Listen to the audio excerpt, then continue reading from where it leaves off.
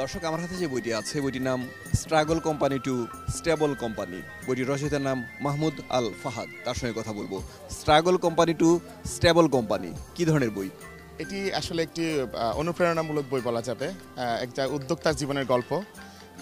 একজন উদ্যোক্তা তার যে কোনো উদ্যোগে প্রথম যে সময়টা পার করে সেটা হচ্ছে স্ট্রাগল টাইম।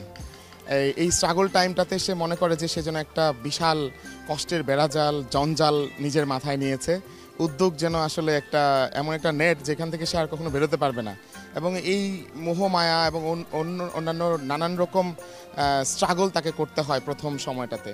সেই স্ট্রাগলটা থেকে যত দ্রুত একজন বের হয়ে আসতে চান তত দ্রুত তাকে সিস্টেমের দিকে ঢুকতে হয়, তাকে দায়িত্ব ট্রান্সফার করতে হয় এবং তার যে কাজগুলো সেগুলো অন্যদের দিয়ে করানো শিখতে হয়। এই যে একজন উদ্যোক্তা তার নিজে সব কিছু করা, কস্ট সেভিংস করা, নিজের জায়গা থেকে যে কোনো মূল্যে সব কিছু শেষ করে ফেলবে নিজেই, একাই নিজে সিন্দাবাদ, একাই সব যাত্রী তার, এই জায়গাটা থেকে বের হয়ে এসে স্টেবল কোম্পানি হওয়ার জার্নিটা এই বইটা। প্রথম অধ্যায়ে আমি আমার জীবনের 11 বছরের ব্যবসার গল্প বলেছি, অনেকটা গল্প উপন্যাসের মতো করে ঢঙে গল্পে বলেছি। আর দ্বিতীয় অধ্যায়টা শুধুমাত্র আমার পরের যে 3-4 বছরের ব্যবসা, সেটা আমি কিভাবে এই বিশাল হসপস থেকে বেরিয়ে, হজবরল থেকে বেরিয়ে কিছুটা গোছানো স্টার্ট করলাম এবং তারপরে সেটা কিভাবে স্টেবল, আমি মনে করছি স্টেবল কোম্পানি হলো, এই গল্পটাই আসলে। এবং পুরো পৃথিবীর সকল কোম্পানির ইউনিভার্সাল স্টেজ এটা, স্ট্রাগল, স্টেবল, স্কেল, সাকসেস।